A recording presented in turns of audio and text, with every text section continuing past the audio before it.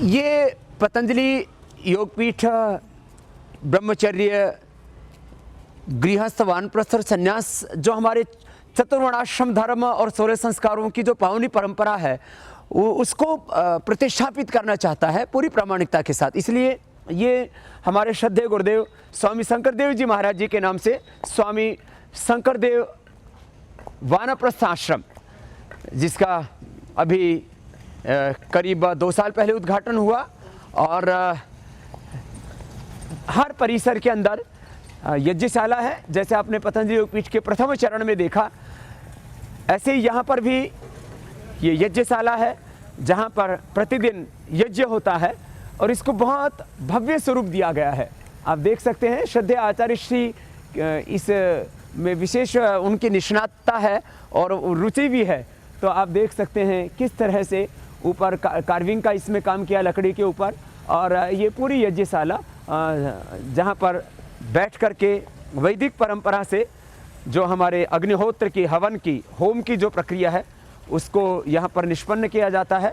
और यहाँ ये अलग अलग प्रकार के सुविधाएं हैं सब लोगों के रहने के लिए। सामूहिक सेवा, सामूहिक कार्यों के लिए ये पूरा भवन बना हुआ है। बाईं तरफ आप मेरे देख सकते हैं, यहाँ पर सब लोग बैठ कर के कुछ खास उनको मीटिंग करनी है, किसी विषय पर चर्चा करनी है, पुस्तकालय, लाइब्रेरी है, और भी जो सामुदायिक सेवाएं हैं उनके लिए पूरी व्यवस्था रखी गई है। ये यहाँ पर डबल बेडरूम की जो है व्यवस्था है। इसमें 2 कमरे हैं, एक डाइनिंग है, अलग अलग प्रकार के बहुत सुंदर यहाँ पर ये स्वर्ग जैसा यहाँ पर वातावरण दिया हुआ है। आप मेरे साथ इधर आ सकते हैं, देख सकते हैं। ये दाएं और बाएं ओर, ये बाएं और जो है ये 3 रूम इसमें एक साथ बने हुए हैं, और दाएं तरफ 2 रूम बने हुए हैं एक साथ, और सामने की तरफ जो है वो सिंगल रूम की व्यवस्था है। उन सब के अंदर भी एक छोटी पेंट्री, छोटी रसोई भी दी हुई है, और इसको भी पूरा ऐसा परिवेश दिया गया है सुंदर, जिससे कि सब लोग आनंद कर सकें, प्रकृति के साथ जी सकें।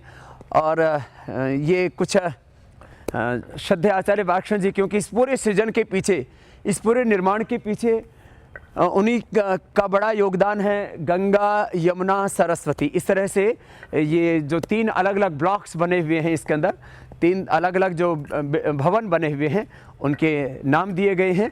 और यहाँ पर भगवान बुद्ध की प्रतिमा लगाई गई है। मैंने कहा पहले ही महर्षि पतंजलि, महर्षि वाल्मीकि, महर्षि चरक, शिष्य धन्वंतरि से लेकर के महर्षि ऋषियों के इस परंपरा को आगे बढ़ाने के लिए भगवान बुद्ध, भगवान महावीर, गुरु नानक देव, गुरु गोविंद सिंह, हमारा सीधा सा मानना है कि हमारे पूर्वजों का जो भी शुभ है वो हमारा अपना है, और उसमें किसी भी तरह का कोई भेदभाव का, कोई पक्षपात का प्रश्न ही नहीं है। इसलिए हमने कहा अपने पूर्वज वीर वीरांगनाओं, ऋषि ऋषिकाओं का जो भी शुभ है, संतों का, फकीरों का, वो हमारा अपना है। और उसके लिए ये जो है सारी कल्पना के पीछे आप देख सकते हैं उस दिव्यता को, भव्यता को। ये जो है पाषाण की बहुत सुंदर प्रतिमा है भगवान बुद्ध की, जिसको देख करके हमें एक प्रेरणा मिलती है ध्यान लगाने की। और यहाँ पर जितने भी बुजुर्ग हैं, और बुजुर्गों के साथ साथ कुछ जो आश्रम के युवा कार्यकर्ता हैं, कुछ डॉक्टर्स हैं, वैद्य हैं, वैद्यकाएँ हैं, कुछ इस पूरे सेवा प्रकल्प में बड़ी भूमिका निभा रहे हैं, वो भाई बहन हैं, वो भी यहाँ पर कुछ वरिष्ठ कार्यकर्ता यहाँ पर आवास करते हैं। और ये स्वर्ग जैसा वातावरण इस वानप्रस्थ का, और हर किसी का दिल चाहता है कि उसकी ज़िंदगी के अंतिम दिन हरिद्वार के तीर्थ में बीतें। और हरिद्वार के तीर्थ में यदि पतंजलि योगपीठ में, इस शंकरदेव वानप्रस्थ आश्रम में जो हमारे गुरुदेव स्वामी शंकरदेव जी महाराज जी के नाम से है, तो स्वामी शंकरदेव वानप्रस्थ आश्रम में आकर के रह करके यहाँ पर किसी को सौभाग्य मिले रहने का, तो इससे बड़ी ज़िंदगी में किसी इंसान के लिए और क्या बात हो सकती है।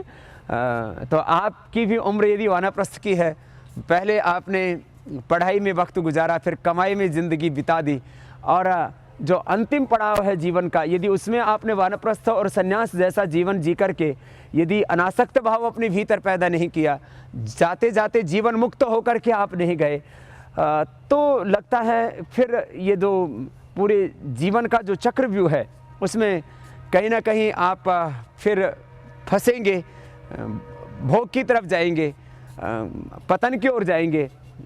आप निरंतर उत्थान की ओर आपको जाना है। जीवन की शाश्वत परंपरा में हमें निरंतर ऊंचाइयों की ओर जाना है। ये तभी संभव हो सकता है जब आप अपने जीवन में ब्रह्मचर्य, गृहस्थ, वानप्रस्थ और संन्यास की पावनी परंपरा को आत्मसात करते हैं और ऋषियों के बताए अनुसार जीवन को जीते हैं। पूज्य श्रद्धेय स्वामी शंकरदेव वानप्रस्थ आश्रम से अब हम चल रहे हैं गुरुकुल की ओर। गुरुकुल एक तो रेवाड़ी में किशनगढ़ खासेड़ा में चल रहा है, दूसरा श्रद्धेय गुरुदेव आचार्य श्री प्रद्युम्न जी महाराज वो योगक ग्राम में चल रहा हैं, जहाँ पर 70 से ज़्यादा बेटे हैं। करीब अभी उनकी संख्या 100 हो चुकी है और करीब 50 के करीब बेटियां हैं। और अब उसको एक बड़ा रूप दिया जा